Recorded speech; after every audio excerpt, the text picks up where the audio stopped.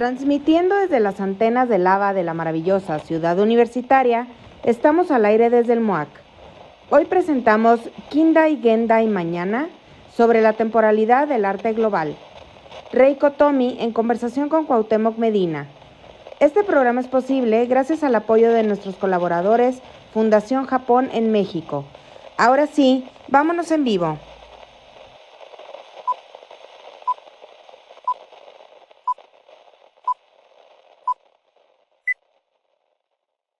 De lava de la maravillosa ciudad universitaria, les habla Ekaterina Álvarez en la cabina del museo. Señora, señor, apague la luz y escuche. Duerman a los niños, silencien a sus mascotas, suban el volumen de los auriculares. Nos encontramos al aire desde el MUAC. Hoy abrimos los micrófonos de este 2022 a manera de provocación. Esta es la primera emisión acerca del mañana en América Latina. Una instantánea, un momento del día o un futuro cercano que nunca podrá llegar. El viaje de hoy se titula Kindai, Gendai, mañana, sobre la temporalidad del arte global. La palabra Kindai es un término que designa lo moderno en el arte. Gendai, en contraposición, se usa para definir lo contemporáneo. Ambos términos traducen una experiencia de modernidad y contemporaneidad excéntrica a los relatos occidentales tradicionales. Es así como exploraremos las formas en que se inscribe la temporalidad moderna y sus usos específicos en América Latina y Japón. Con este programa damos inicio a nuestra 10ª emisión, al aire. Bienvenidas y bienvenidos a esta charla. Este evento es una colaboración entre la Fundación Japón en México y el Museo Universitario Arte Contemporáneo MUAC UNAM. Esta conversación se realizará en inglés. Con la actuación y participación de la comunidad de la cultura en México y el extranjero, el museo abre sus micrófonos. La primera de nuestras anfitrionas, la directora de la Fundación Japón, Naoko Sugimoto, nos da la bienvenida. Buenas noches. Gracias a todos por ver este programa del día de hoy. A nombre de la Fundación Japón en México, es un gran placer estar aquí con todos ustedes, presentando esta transmisión. Primero, me gustaría agradecer al curador en jefe, Cuauhtémoc Medina, y a todo el staff del MUAC, quienes hicieron posible esta colaboración. También quiero tomar un momento para agradecer a la doctora Reiko Tomii, quien nos acompaña en la conversación de hoy, como invitada estelar. Es un privilegio para todos los amantes del arte tener la oportunidad de escuchar la discusión acerca de Kindai y Gendai, Bijutsu, en contraposición con el mañana latinoamericano. En caso de que no conozcan a la Fundación, nosotros somos una entidad, parte del gobierno de Japón, que difunde la cultura japonesa, promueve el aprendizaje del idioma japonés y propicia el intercambio intelectual y académico.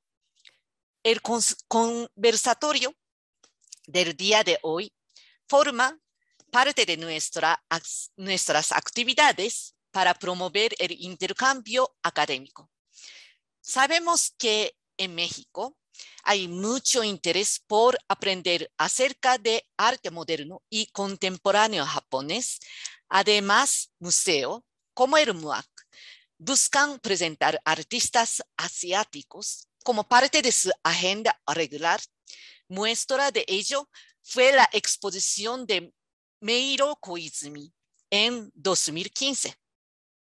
Espero que todos ustedes la hayan visitado. Es gracias a este interés de parte de los amantes del arte, académicos, e instituciones que decidimos invitar a la doctora Tomii para hablar de su proyecto de vida, el arte japonés de la década de 1960. Con el evento de hoy, inauguramos la jornada de actividades con la doctora Tomii.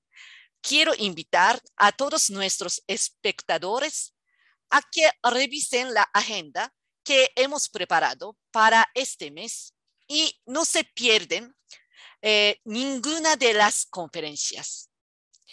Como directora de la Fundación Japón en México, espero que estas actividades ayuden a profundizar el conocimiento y el entendimiento de las exposiciones artísticas de la posguerra en Japón.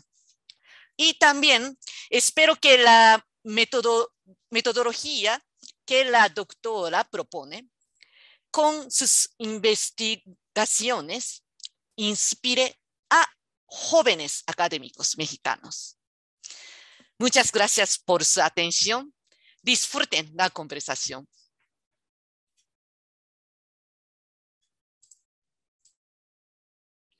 Como anfitriones de esta velada, muchas gracias, Sugimoto Naoko.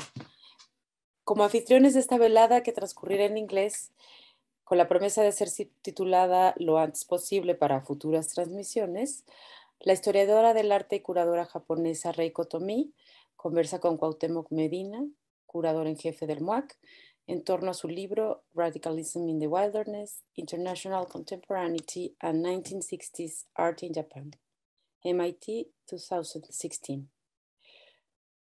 Y comenzamos. Vámonos al aire con Cuauhtémoc. Buenas noches a todos.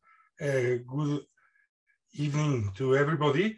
We have a really great opportunity today to discuss how is it that the making of a global art history is in fact having to transform our understanding of the main categories organizing the notion of the practices of art in the modern period, and in particular, the categories that structure our view of the relationship between time and practice in different geographies.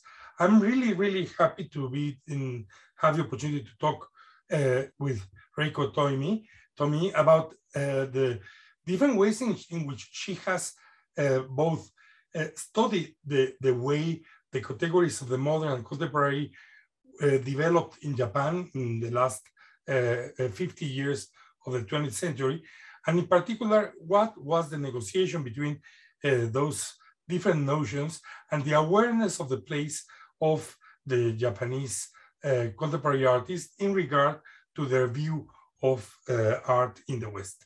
Before asking Reiko to make a presentation to all of you to frame where is it that we are going to be talking, I would like to just quote a particular moment in her book of Radicalism in the Wilderness that I feel somehow summarizes what could be not only the agenda of today's conversation, but in a certain way, what could be the strategy, the plan within which this conversation is occurring.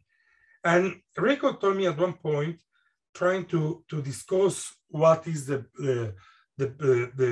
possible alternative of a future comparative art history within the attempt to produce a different global art narrative, it makes this very, very interesting point. If comparative art history may not necessarily create a new master narrative, it can generate multiple clusters of stories, which is to say, while comparisons help us decenter Eurocentrism, narrative tangents enable us to proceed with the next step, regrouping the decentered parts, end of quote. And I guess that the spirit of the night is precisely to start testing the waters to what could be to both decenter our understanding of the contemporary in a long or mid-term basis, but also what kind of regrouping we could make after those narratives are accomplished. So, Reiko, very, very happy to have you here, and please proceed with the first presentation you're making. Thank you, Cuauhtémoc, for nice question. And then thank you for Japan Society, Japan Foundation to arrange the series of lectures and talks with me. Let me share the screen to begin my presentation. Today's conversation is titled Kindai, Gendai, Mañana, Temporality of Global Art. So I think it is fair to explain what Kindai, Gendai means beyond what dictionary might say.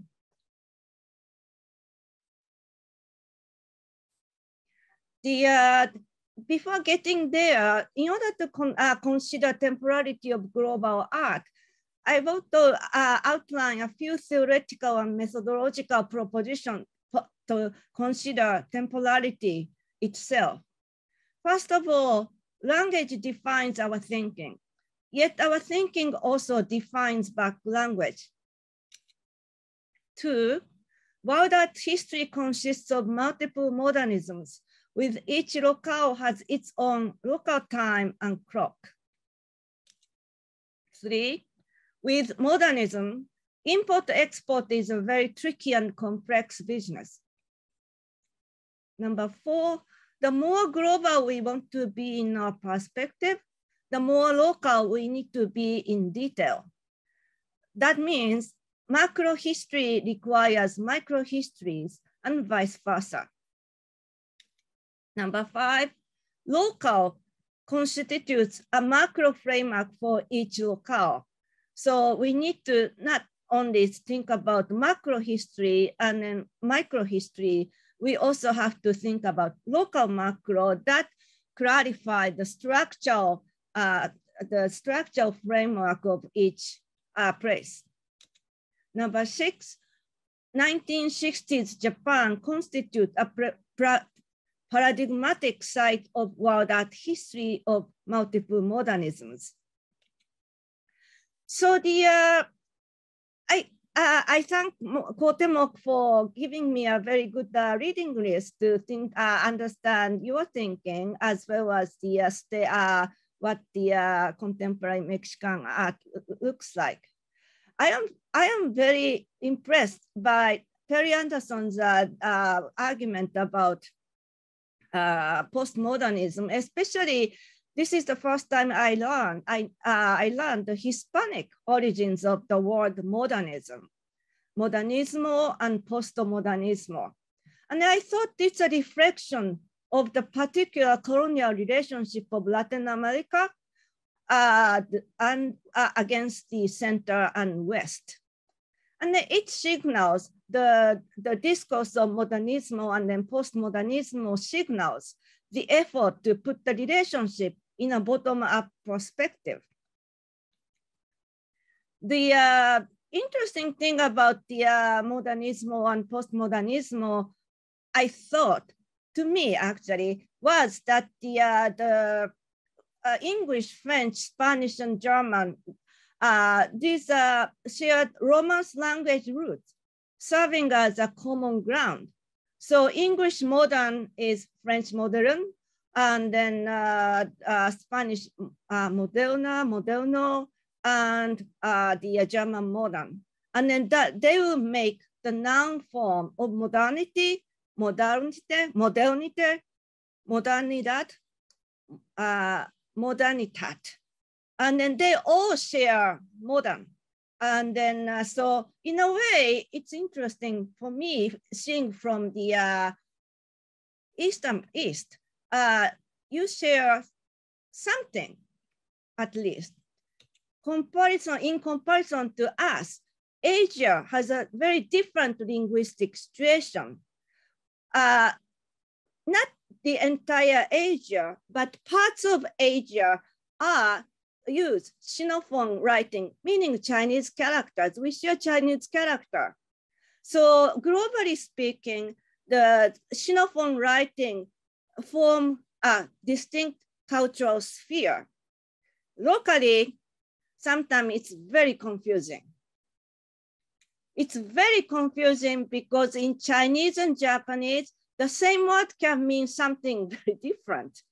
For example, in Japanese, Kindai comes before Gendai. In Chinese, Kindai is Gendai. So in English, we talk about modernization. In Japanese, we talk about Kindai ka. The ka, it signifies ization. And then in Chinese, oh my God, I forgot to look up the Chinese reading. But in Chinese, Kindai ka in Japanese means Gendai ka in Chinese. So we are not really talking with the same Kindai about the same thing. So when please keep in mind what I talk today about Kindai and Gendai is just about Japan, not even other Sinophone countries. More confusing is in Japanese, Kindai and Gendai are not really clearly defined in dictionaries and history books. They are very nebulous about it. They know which comes first. Kindai comes first and then followed by Gendai. They know that, but they don't know where is the cutting point. Generally, they said, I think it's a cop-out, but the 1945, the end of the Second World War is the cutting point. So post-1945, post-war is Gendai. I think that's very imprecise. Interestingly, in art, which is bijutsu, distinction becomes very clear if you pay attention how these the word Kindai and Gendai are used. Before the book, the Cuauhtémoc showed kindly the radicalism in the wilderness. I wrote the article called Historicizing Contemporary Art in 2004, which became the starting point of the my book. And then what I'm going to explain to you is the summary of that article. In art, distinction of Kindai and Gendai is clear because Kindai, modern time, is saddled with a sense of belatedness, which means Japanese artists and Japanese people felt being behind in terms of modernization vis-a-vis the West, that is Euro-America. Gendai signifies a sense of international contemporaneity, 国際的同時性, which becomes the key idea of my book. Those two different senses reflect the particular unequal relationship of Japan with the center West. And it signals the effort to put the relationship in a bottom-up perspective, which is to say, conceptualize Kindai and Gendai from the perspective of periphery, not from the perspective of center, which is a top-down perspective. But this differentiation, belatedness, and in contemporaneity is the manifestation of the bottom-up perspective. A few other words to unpack the local clock of Kindai and Gendai. In the beginning, I talk about local time with the idea of multiple modernisms. So now the clock or time for Japan as a locale is Kindai and Gendai. On top of that, we have a few terms we have to know, which is about practice. Gadan is about art establishment. It could be institutional mainstream, but in Kindai, it's basically art establishment. Yoga is something Japan did not have before mid-19th century, which is a Western style painting, and which means oil painting. Nihonga is Japanese style painting, and then based in ink and then groove-based materiality. Zen is avant-garde, and Gendai Bijutsu is contemporary art. So that relates to Gendai. And then this is a little too abstract. So I created the how the art world was made up of. So art world of Kindai is, you have Gadan, it's an art establishment. It constitutes practitioners of yoga, Western style painting, and practitioners of Nihonga, Japanese style painting. Those two medium, those two practices are never water and then oil. They are certain co-mingling. So you cannot really separate, these two categories. They are always overlap. And the Zen avant-garde is the periphery.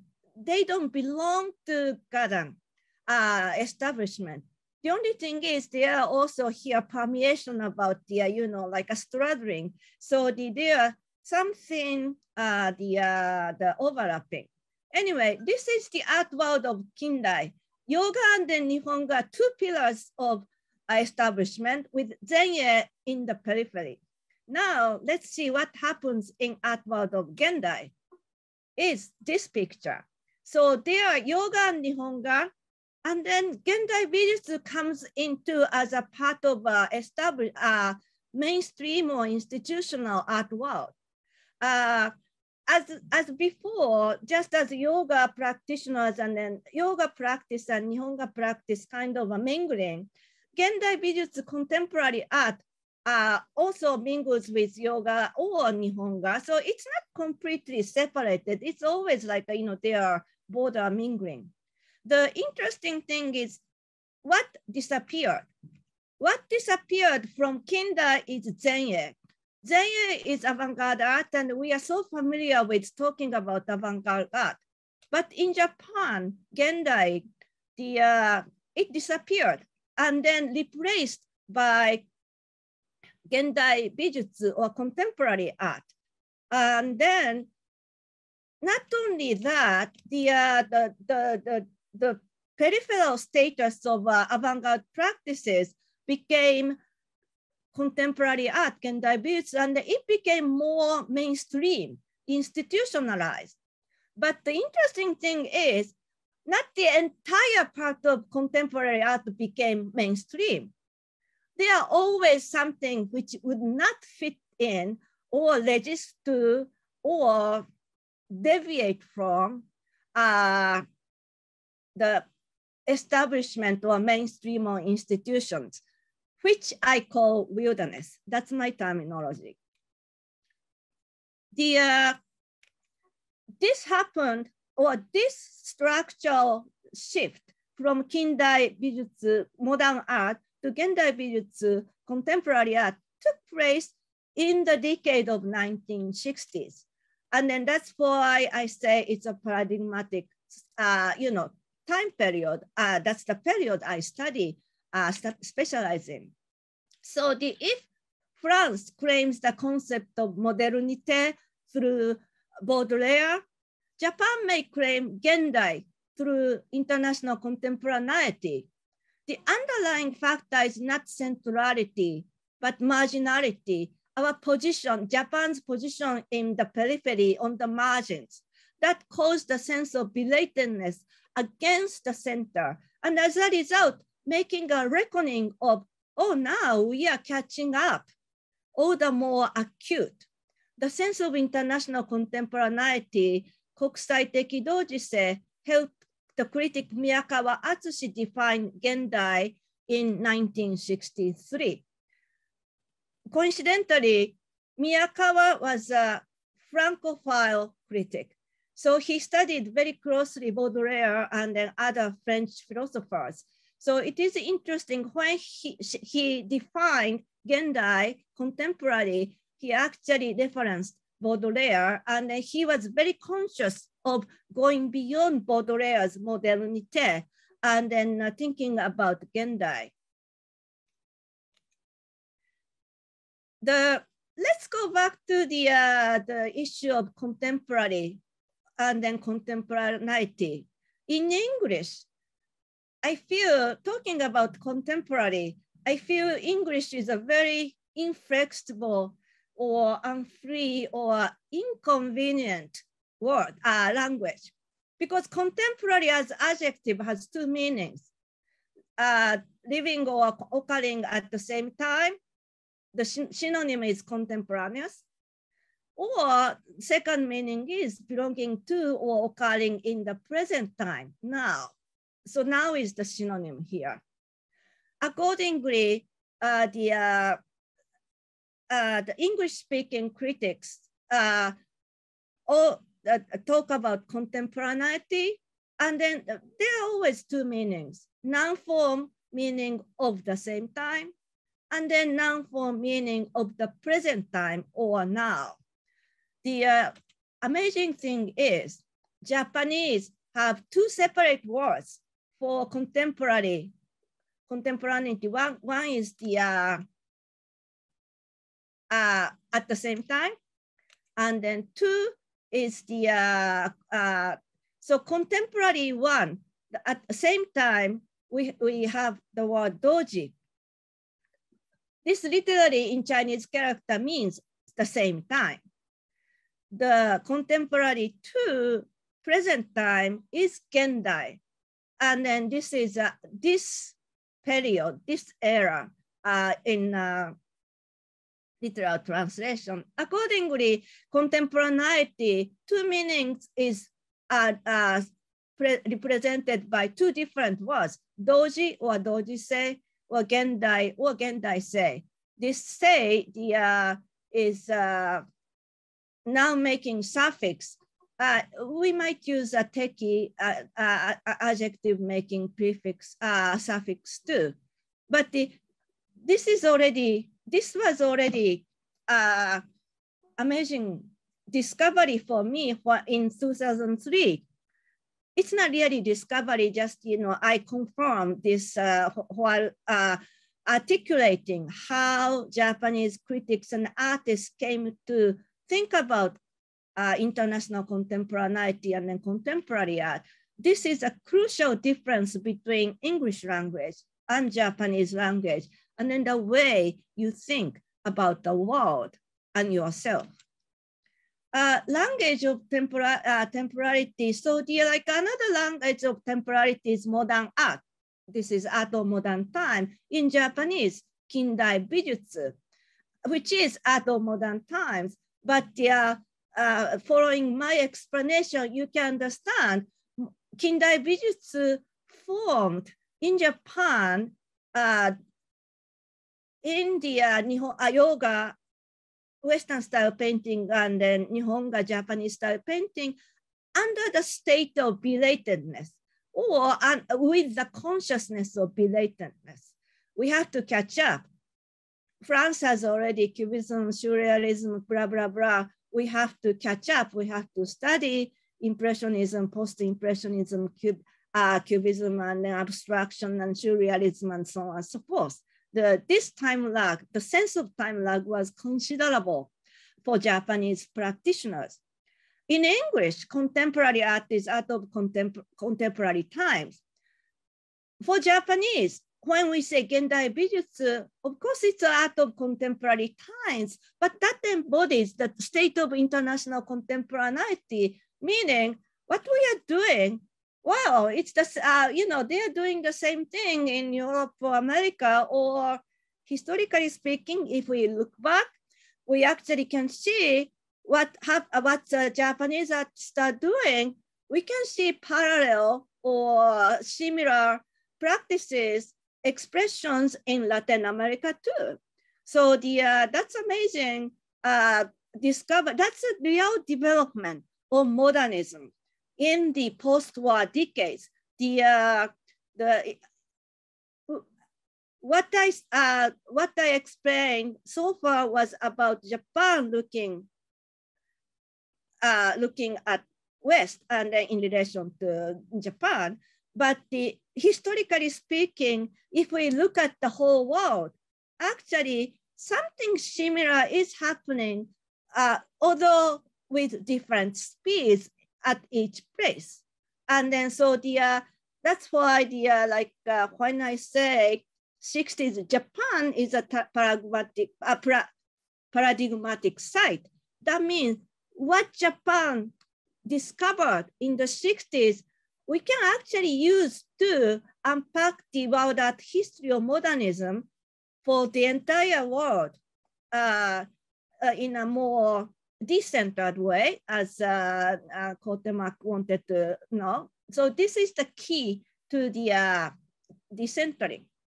There's a caveat to what Japanese say, the Japanese terms about temporality.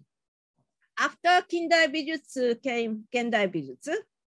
After that, actually around 1990s, kicked in was contemporary art, meaning contemporary art in English was imported, and then we turned it into katakana syllabary, and then we call it contemporary art. So some very strict artists and critics in Japan differentiate Gendai Bijutsu and then contemporary art because they are historically different. I'm a little more relaxed, sometimes I say the Gendai art, the mixing up, or contemporary art or Gendai Bijutsu, but those are the three words the Japanese have. So to recap, in Japanese, Kindai, modern, Gendai, contemporary, and contemporary as contemporary. And then two more words we need is modernism and postmodern, postmodernism. So we don't have the Chinese character for modernism or postmodern. We simply imported modern and postmodern.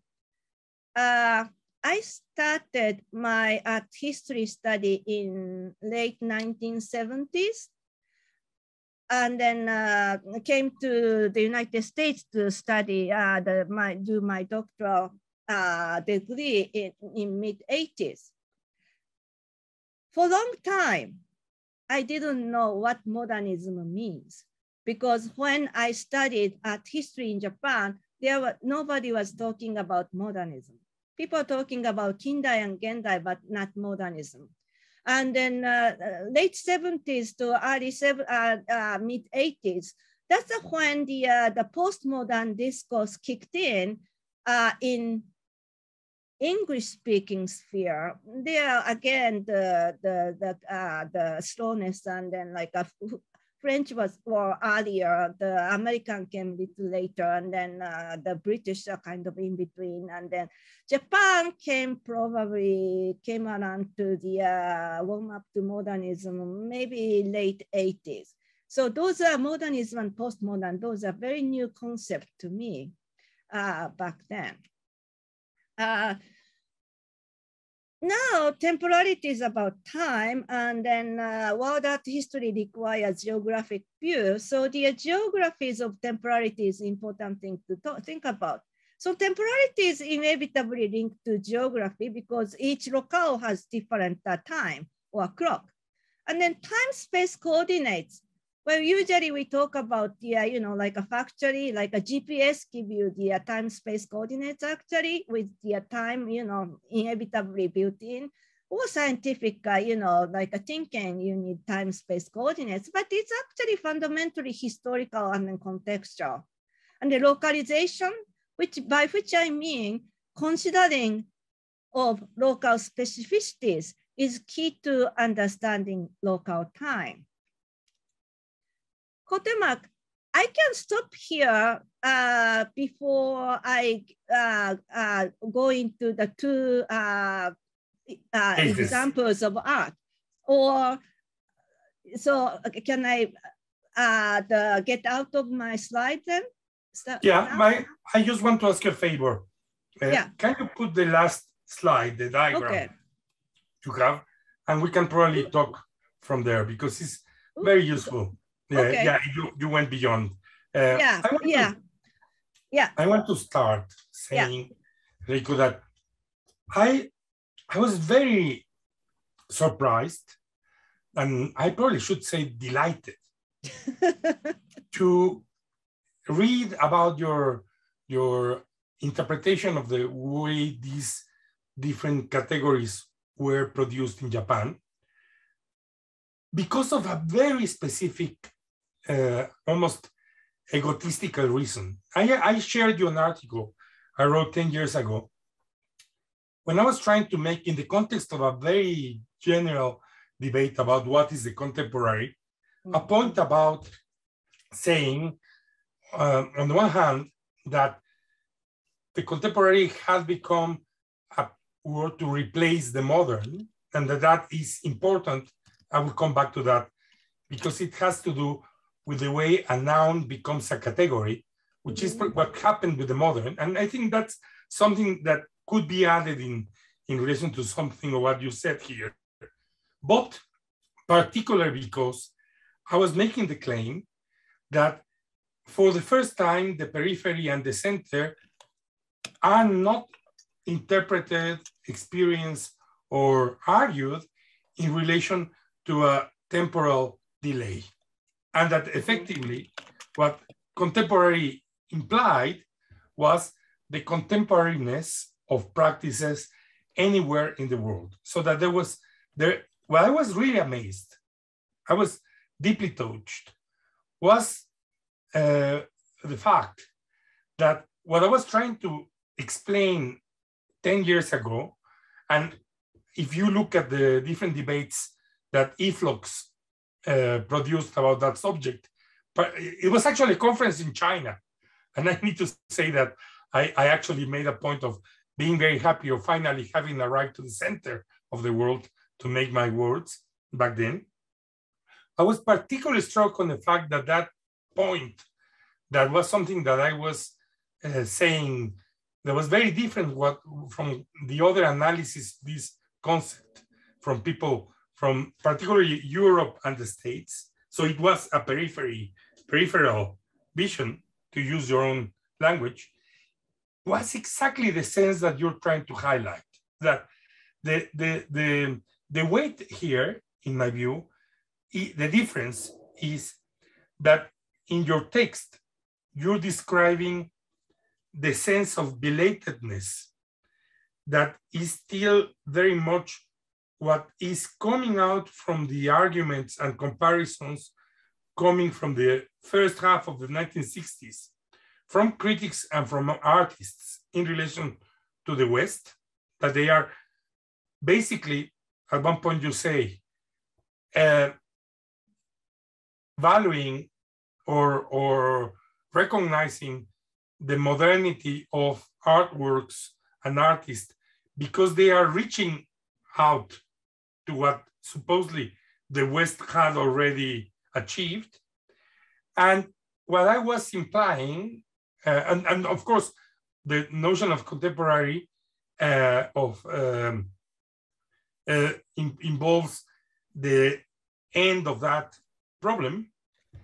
And then the difference is that here, in my argument, that was the view coming from the West, that the West would have seen Latin American art or art from Africa as, and I don't know if that's the case with Japan, but it was always seen as if it had to have been copying, following, or somehow catching up with the West. But I guess that's a very interesting difference, that somehow I was projecting the reading of belatedness to the Western observer of the primitive arts or the arts in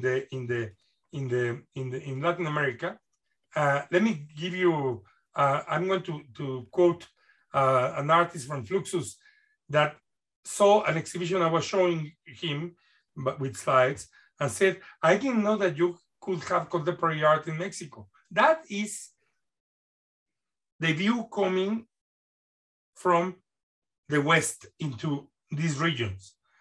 And instead, what your text is emphasizing is this feeling of belatedness, of inferiority in the Japanese critics. But it's the same problem.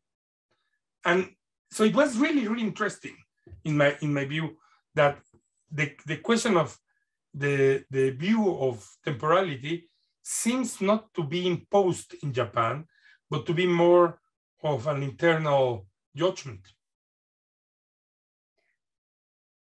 Yeah, I think your observation is very apt. And then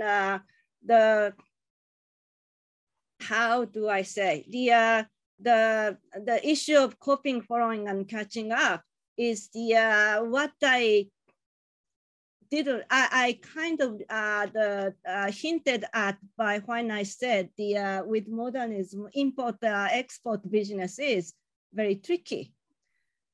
Import and export is a very tricky business because the view from West is always there's only one subjectivity. They are in the center. So they are, no matter what it is, they are looking at around or maybe down. And then when you look at the center from the periphery, what was interesting in 60s Japan is it was not given or copied from or followed the West.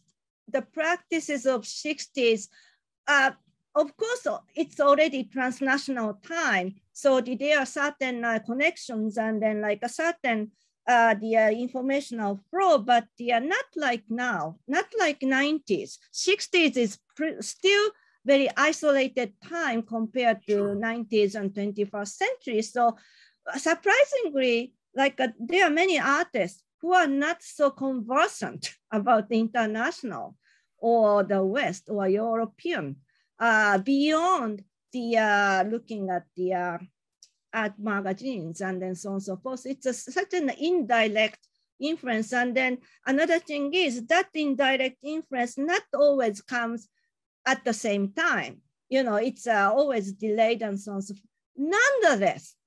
Nonetheless, when you know some critics looking at the West and then at Japan, we are in the same place. Like that reckoning, we are like catching up. So we are at the same time. Well, you know, we are in the same time. What they didn't see at the time, and I could see, we could see with benefit of hindsight is actually here we have the slide. We have on the top, Gendai Art Association 54, they already started in 55, 56, the performative practices. Almost at the same time, okay, before Capro in New York, or almost at the same, yeah, almost at the same time of Eve Klein start doing the framing the women's body and then so on. The anthropometries. Yeah. So actually we are in some cases early. Not that, you know, like I'm grateful about that, but you know, like we are so blind to ourselves as well as about the world that we lost the sense of what's going on. And then the decentering meaning, we have to just set it aside, look at each place without the lens of Eurocentrism, and then see what is the local logics that brought about Gendai. What was the local logic that brought about anti-art or highlight center or no art? And what was the discourse actually that defined that, you know, local discourse that defined that place? And then, yeah. I want to go into that in a minute, precisely about this diagram. But let me just say something about this other problem of where is the peripheral vision being defined? Because the element that maybe I'm ignorant about it seems to be radically different is that modern artists in Latin America, they were, many of them, coming and going or living in Paris and then in New York. Then, at least in one particular moment, which is very complicated, which is precisely of Mexican muralism, they directed the way in which art was understood in the North, particularly in the USA. Briefly, American art was defined by Mexican painters in the USA. So it was a part of that. These lands as Africa and India are part of the building of what the modern Europeans and Americans came to define as the primitive. I have the feeling that those elements are very central to this way in which modern artists in Latin America were denied their modernity from outside. And it's still today the case that there's even a certain demand or expectation of incarnating that primitiveness. And that doesn't seem to be the case with Japanese art as seen from the West or Latin America. That is seen in several times in relation to prints, of course, but then in relation to Buddhism as a source of a legitimate, eternal, valid, or non-chronologically specified referent. So I have the feeling that that's something that is, or you made me aware of that the fact that the Japanese are criticizing their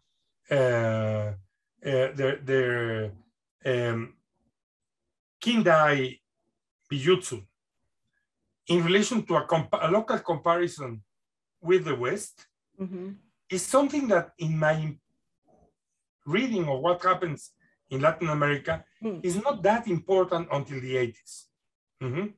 What you have is clusters of modern Latin Americans that are actually saying more or less that they have reached that modernity, and it's the Europeans that look down at them, generally speaking. I guess that it has to do with the fact that Japan is not a primitive. It's not seen as the primitive, if you understand what I mean. I try. Okay, I try. I think what shall I say? The Latin America, especially many artists going and coming to Europe, the Paris, and then New York. That's true.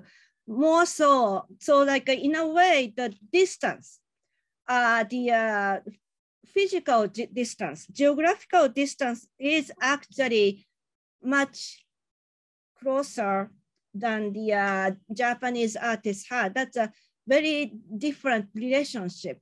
On top of the sharing parts of the language, as I said in the beginning, and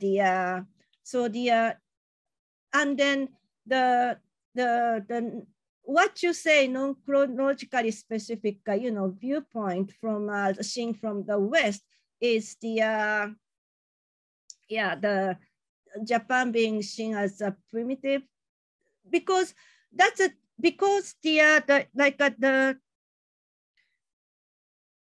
how shall I say, is seen as exotic. Exotic, yeah. Not as part of the past of the West. You understand what I mean? That's Yeah, the difference. right. That's right. That's right. So it's a very different logic, which we don't share the logic with the past, meaning that, past defines your thinking too. Past is the, the logic. We don't follow that logic. Buddhism may not follow logic. Interestingly, when you said Buddhism, probably you meant Zen Buddhism. Zen Buddhism. Yeah. And then Zen Buddhism is the newest kind of Buddhism in the, within the scheme of the theology. Buddhism as a whole, Theology of the Buddhism. And then Zen Buddhism was in particular propagated by the in post-war time by the Suzuki Daisetsu, especially Western, English-speaking, the avant-garde and then the cultural practitioners. So that's already, we lose the time, the sense of chronology. When we say time, it's about the past and then present, the relationship. In that case, then is brought in without the timing, without the sense of time. You mentioned the ukiyo-e prints that influenced the impressionists and post-impressionists, and then created Japonesely as well as a China taste of Shinowazuri and then so on and so forth. That's also exoticism plus a non-chronological logic, because in this case actually non-chronological logic as well as non-local logic, because when Van Gogh look at the print of courtesan or landscape or birds, he didn't know what was the use of that practice, how that was a popular culture of Edo Japan, and then the very cheap, inexpensive cultural, commodity, which was actually enjoyed by the populace of Japan, mainly the commerce and then the military classes. But the point is, in a way, the kind of modernity that create the print culture and then the larger consumption, the mass consumption already began in the Edo period, and then a print was, ukiyo-e was the epitome of that the development, but that's nothing to do with what the Van Gogh was interested in or Manet was interested in. They was simply looking at what they can see. The danger of art is you see it and then you think you know it, you understand it. And then what you understand it by seeing it is only a fraction of what that is, how that was made, where it came from, why it exists at all.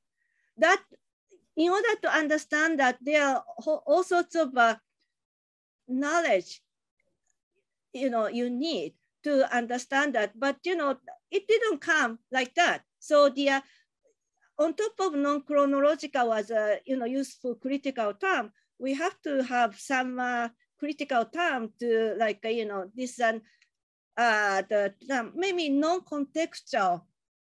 Non-contextual is a good one. Non-contextual appreciation. Move from context. So that's very interesting. Continue, please. No. So the danger of art is, another thing is we kind of assume you see it and then you can understand it, because but it's not true. But it's completely false. But the Eurocentrism is built on that assumption. The visuality,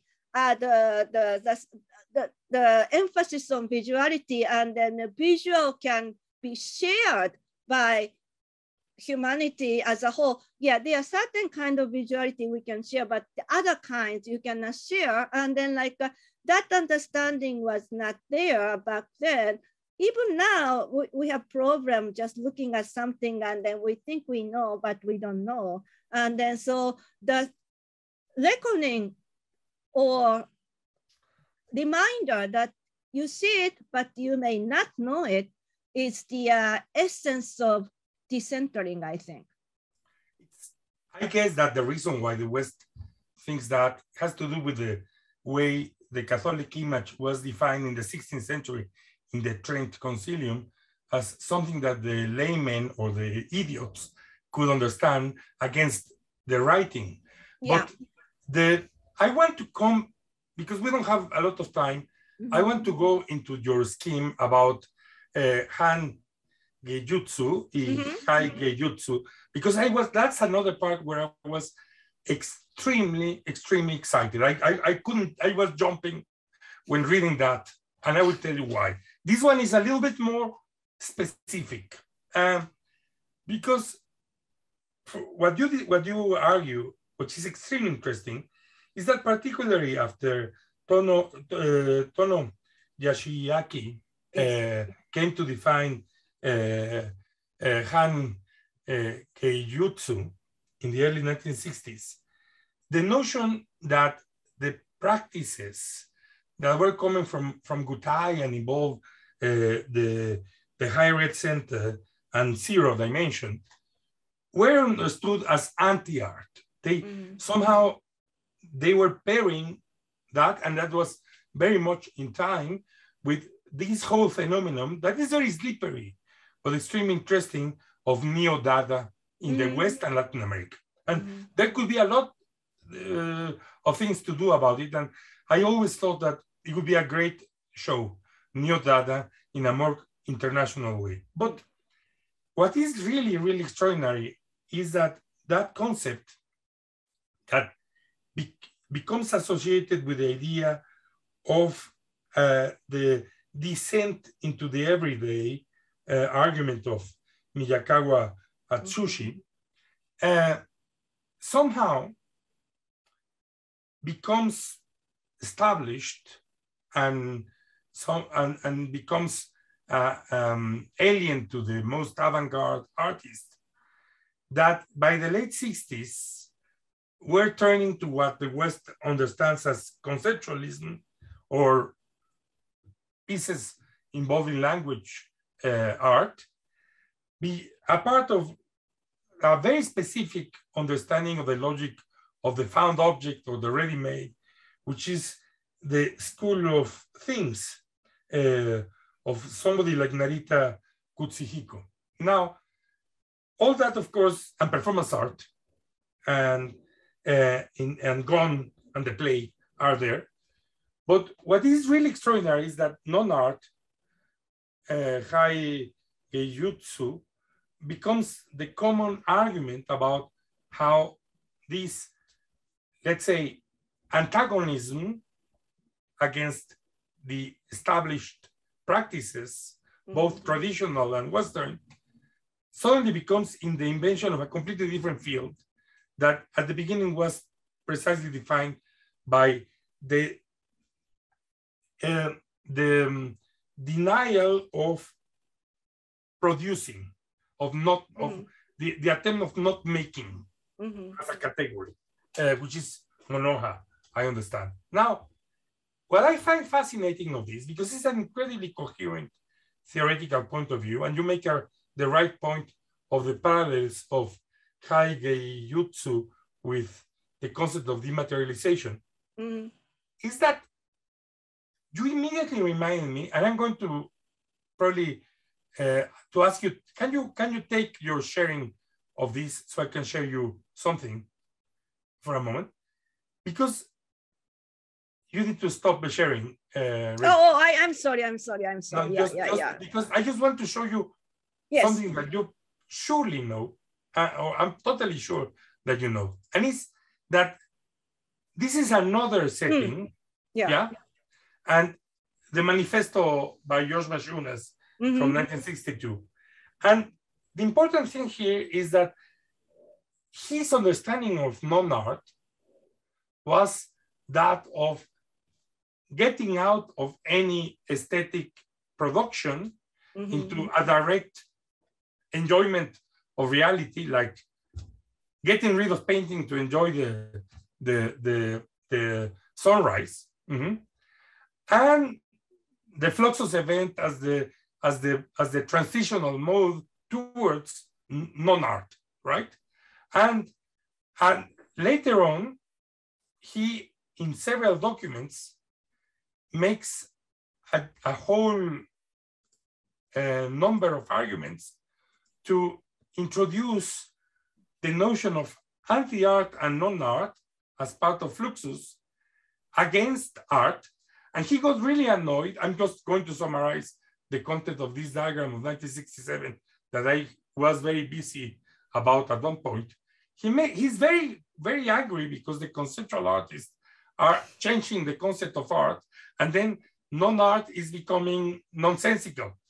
So the avant-garde against the avant-garde, that is Fluxus or the regard, is crumbling, floundering because of these conceptual changes. Now, what I find fascinating, most historians, critics, and Mashuna's contemporaries never took the notion of non-art seriously, particularly Alan Kaprow. Yeah, I wrote a whole chapter in my dissertation about Alan Kaprow's expansion of the arts theory, and I was really fascinated with two things. Again, in these corners of dissident specific projects, this concept appeared. There is a connection. The connection is Zen Buddhism with Mashunas. I'm sure that is, he probably was speaking with people. But it's very interesting that these two categories operate at a different level, because the non-art category that is being presented in the late 60s in Japan is more related to a concept of different cultural productions. Whereas Mashunas was hoping to have it to name something outside cultural production. So I don't know if you've tried to discuss that issue, because I have the feeling that in the West, at least, the problems of anti-art and non-art have been brushed away, no?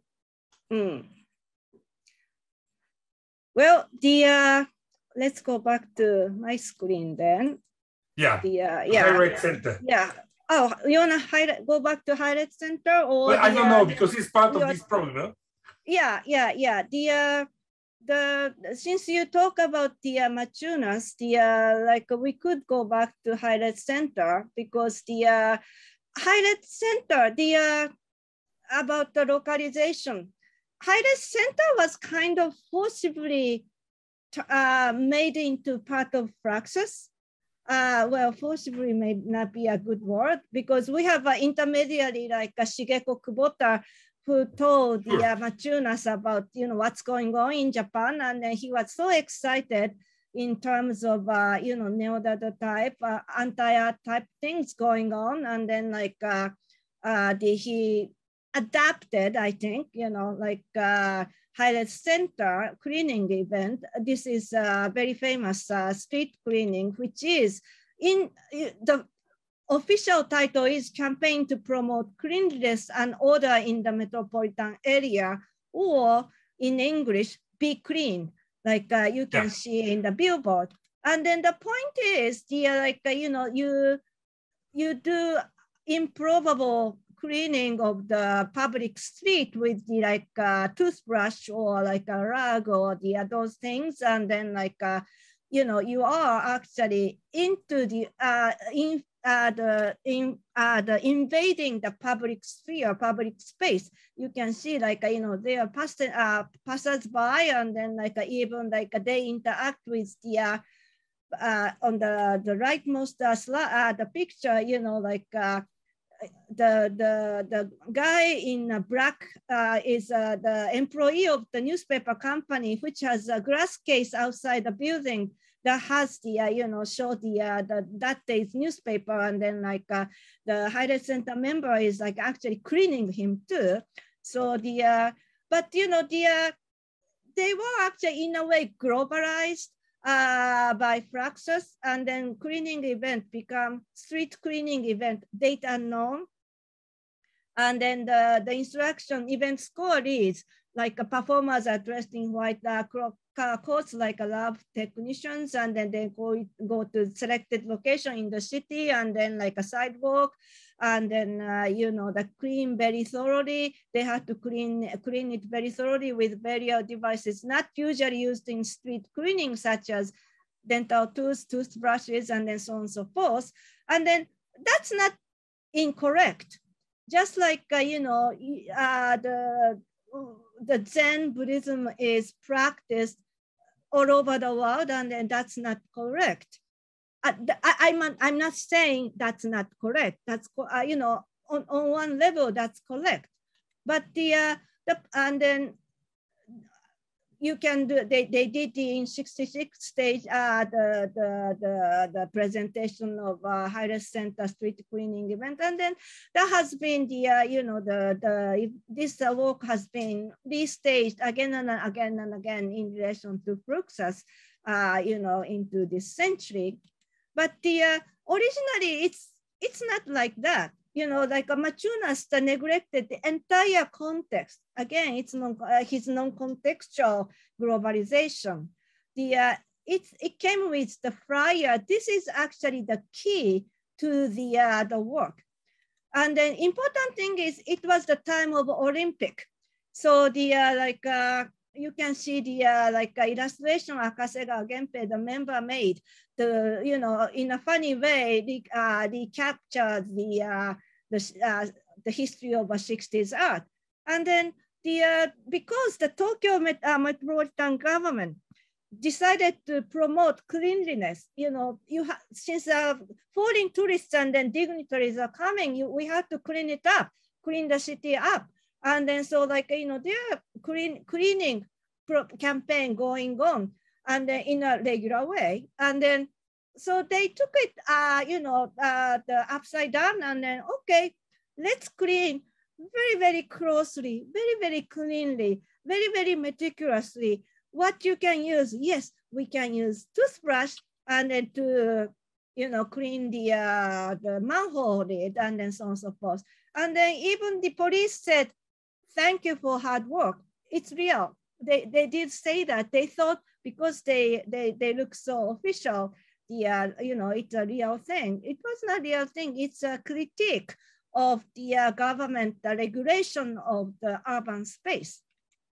And then furthermore, it's very funny. If you can read Japanese, what they said, who's organizing it, who is co-sponsoring it, it's so funny. Because organizer is Metropolitan Environment Hygiene Execution Committee. It's a very mouthful. And then co-sponsored by Tokyo Metropolitan Sanitation Department. And then like a Sightseeing Art Research Institute, National Federation of Shopping Street, Youth Division of Ginza 1000 Store Society, Rear-End Society, as opposed to Avant-Garde Society, Imperial Palace Cleaning Volunteers. There was no such thing as Imperial Palace Cleaning Volunteers. Of course not, National Full Flower Campaign, Housewives Federation. They made up, some of them they made up, some of them their collective name.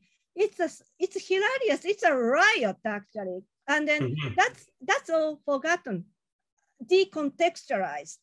And then you can see the the left picture is the highlight center, and then it's almost like cinematic.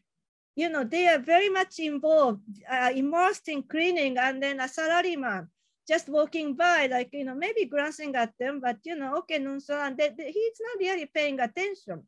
On the right picture, 66, you can see people's feet behind the white lab coats. People are watching. It's staged. as event. People are looking at it. For Highlight Center, it's a guerrilla performance. It's a, if they are caught, it's against the law to do this. So like, they are in clandestine, mission to do this. I don't think it's a sort of tension there. Well, I don't see any tension here. So like those are the kind of thing, we lose when you just look at it. Okay, they are cleaning, let's clean it. It's not the whole story. It's incredibly interesting because if you think back, Philip Corner's piano activities was a post-cage piece that it was about making indeterminate music. Mashunas, when he recruits this piece, he also distorts it to produce the famous destruction of the piano in the Fluxus concerts in 1962. But that brings in the question of the avant-garde, because somehow, if you allow me to put it in these terms, with the difference beyond the staging, and I have I've seen these photographs 1,000 times, Reiko. I owe you noticing the difference between the subversion of the street life that has to look administrative and then unnoticed, and the action that has to produce a spectatorship. It's an incredibly interesting difference. But my question has to do with the low importance of the concept avant-garde in the Japanese let's say dictionary. It's important because, as you read when I send you those texts for the conversation, that is the term that is very central in modern Latin America. In reality, as I explained you when we started this, because modernismo was a located specific concept in Spanish poetry, and it was Rubén Darío and Altamirano and Delot. The term that became the name of modern art in general in Spanish was vanguardia, avant-garde. And the same way you couldn't understand what they were talking about when you heard modernism in America, any Spanish-speaking art historian would have feel at the beginning really annoyed, because for them, modernismo was either the poetic movement of early 20th century in Latin America, or the activities of the Modernista Week in Rio de Janeiro in 1922, or the name of Art Nouveau in Barcelona in 1920.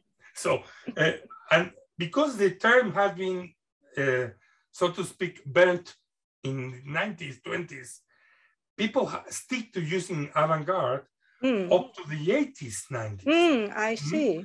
And I, every time I had to speak about the question of high modernism in the classroom or in a discussion, I had to actually make this point. Octavio Paz notices it when he's discussing, but he tries to say everything that Eliot describes as modernism, just translate as avant-garde, right? But that has the effect that the notion of avant-garde, as we discuss it in relation to surrealism and Dada, and particularly the theorization in Germany and France by the likes of Peter Burger in the late 60s, all that didn't translate into the normal parlance of Spaniards and Latin Americans until very recently. And now it's the other way around. When I speak with my students, they cannot understand Octavio Paz because they don't know what was it that they are talking about avant-garde. You see what I mean? Because it doesn't adjust to the use by Peter Burger and the October magazine group. So, but it was really interesting to see that in your argument, the notion of scène A, which is the one that you use for avant-garde, practically has no role in the artistic categorization of this era. Not even against the avant-garde, which was what Fluxus wanted to do. Can you speak a little bit about that? Yeah, it's interesting because the avant-garde was first claimed in 1920s actually in Japan too by painters and then kind of anti-painters and then so on and so forth. Marvel is one of the most famous example of avant-garde in the 20s. And then like the notion itself was continued. Okay, this notion itself is morphed into 50s. And then in the post-war period, especially there is a commingling of political avant-garde people and then artistic avant-garde people. They were trying to create a new society. And then avant-garde is actually an important word, a concept to carry that idea through on top of democracy, I think. Democracy is more popularized, sometimes vulgarized word, even though it came with American imprimatur. Avant-garde is more leftist, communist inflected. And then the funny thing is, the new art was often called avant-garde, yes, in the 50s. And then when Yoko Ono came back from New York to Tokyo in 1962, I mean, 1962. And then she gave a famous Sogetsu concert, and then everybody's like, what's going on? And then the one of the three major critics called Haru, who was actually communist and leftist, and who advocated the avant-garde, the notion of avant-garde in the 50s, said, I'm very wary of avant-garde art now. Because he knew the avant-garde with the social goal, to make a new art for new society, it's completely cast aside, and then Yoko Ono is just doing like instructions and then so on and so forth. So he was very dejected, felt dejected about, and then anti-art kicked in, and then like people no longer really speak about there are certain usage of avant-garde in the early 60s, like for example, the Highlight Center member Akasegawa Genpei throughout his life talk about avant-garde art and then identify himself as avant-garde art. But very quickly, the journalism stopped using avant-garde art, and then instead, contemporary art kicked in. And then Torno, who coined the word anti-art in Japan, actually wrote a book entitled Gendai Bijutsu Contemporary Art in 1965. And then that actually identified the beginning of Gendai Bijutsu contemporary art as Pollock.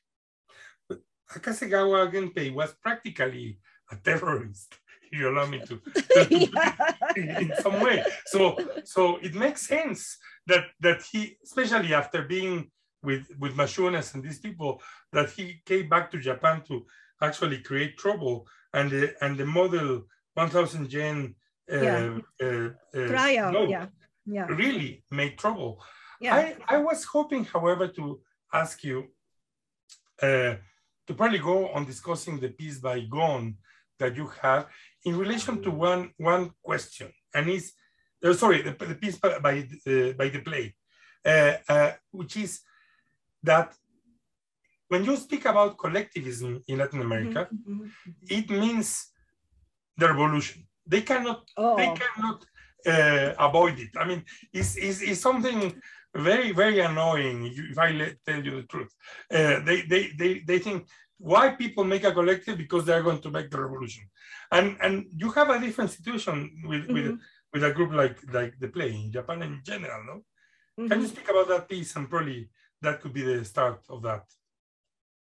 Yeah, the collectivism is the actually, you know, in Japan, the kind of driving force of modernism.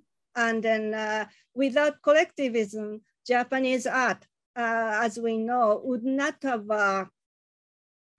we wouldn't have had the Japanese art at all, because the in Japan's case, the collectivism meaning do it yourself. Right. Yeah. So like if the government cannot provide an exhibition space, we will do it ourselves. If government cannot organize a good exhibition to represent our kind of art, then we will do it ourselves. And then that becomes the kind of structural, like a driving force, operational driving force for the pre-war modernism. And then like the interesting thing is, it is not about revolution, it is about your platform. So the stability was very important. Revolution often the time doesn't last. Provide stability, no. No, the revolution don't think about stability. Actually, breaking the stability is the essence of revolution. But in Japan, collectivism is about the creating a stable platform. And it's anathema, you know, contrary to the idea of avant-garde. So it's more institutional structural idea for the more modern practice of oil painting and then Japanese style painting. And then there are so many stable groups, artist associations. Some of them formed in 1914, and then it still exists today. That's stable. Can you think about that? You know, it's an anti-revolution, basically. It's like a mutualismo or mutuality arrangement. Can you, we need to close. This has been incredibly interesting. Can you just show the audience the La 100 Current of Contemporary Art 2012 by the play? And probably explain a little bit about this in relation to that piece. Okay. You need to share again. Yeah, I think you have it. Yeah. This one? Yeah. Yeah. So it's actually 69. Yeah. Oh, yeah. No, it's it's actually called Current of Contemporary Art, and then they were actually critiquing the idea of contemporary art already, Gendai Bijutsu already. So what's interesting is again, it's up because you studied Capro too, and then like happening. They call themselves happeners. Happeners is actually English. It's in the dictionary. Capro himself used it at one point. Anyway, so what is happening to them? Anything to do with Capro? And then like, so that's a very good question. And then this is where I say the Highlight Center's case was, you know, import export is a tricky business, I said. Here again, happening, very tricky business because they are happening groups. So let's see, happening is one of few words that apply to describe what we now call performance art, like action, event, rituals, happenings, and then performance. Performance came in much later, like 80s, I think, 70s or 80s. Happenings came to Japan in 61 through Ichiyanagi Toshi, who's a student of John Cage. So he knew about the, you know, Capro's happenings. And then he composed the IBM for happenings and the concrete music. That's the first use of happening in Japanese art. And then 62, Yoko Ono, you know, that's called happenings by journalism. She was very annoyed because she didn't think it was happening, but, you know, journalism called happening program. And then, and then in 66, the forerunner of Prey actually did the contemporary art festival, and then they created the happening section. as in a big group exhibition. And then in '67, the play was established by staging the happening exhibition. So the play was steep in the happening, and then so happening division, and then they actually said happening in the poster, which is a great graphic poster. But the problem is, by that time in the mid 50s, if you are an artist, Capro talked about happenings, but also in the mass media, happening became a very popular word in the sense of unexpected occurrences that are not so auspicious and then very much vulgarized and commonly used. So there is actually on TV, Kijima Norio Happening Show. There was even a program called Happening Show. And then so it's so, in that context, you don't want to call what you do happening or your happening group, but the play decided to call themselves happening collective. Instead, they actually decided to claim it for themselves by defining it. So there are lots of discourse on happening in their newsletter, in their, and then they try to create write a chronology of the happening in Japan among themselves. And then finally in 1970, this is the decisive statement they made. We do not attempt to convey a specific thought to people through our happenings, but we expect that something happens, in Japanese, okoru, in their consciousness when they learn about our act. Learn meaning that they don't have to see, the only thing they have to do is learn about it by hearing it, learning about it in maybe news media or so on and so forth. But happening is something to, not the action itself, the performance itself, but their emphasis is something that happens in your mind, in our mind, when we learn about their happening. And then that's the effort they made. So the word can be transplanted, brought to Japan. And then rather than referencing the original Capro, who published a book in '66, which came to Japan around by '68, they were well known, but they decided not to reference him, but they wanted to create their own discourse about the happening. And then that's okay. Sounds I wanted to, yeah. very close to Oscar Mazota's idea about the anti-happening in Argentina in the late 60s. It's all, I need to tell you, is really incredibly interesting. And we didn't even have time to discuss the fact that you mentioned that the official Mexican exhibition that went to Japan in 1955 produced a moment of Mexican production there, which suggests that it was the only good thing that came out of those exhibitions. But I really want to thank you. It's been an incredible journey. I mean, for me, it just opened a whole set of new questions about what was that you could say about the way in which art is thought and rethought in all this time. And I will join you in the hope that by decentering our narratives, we would eventually be able to regroup them in a way that it doesn't become a master narrative, with a series of probably happenings in the sense of the play.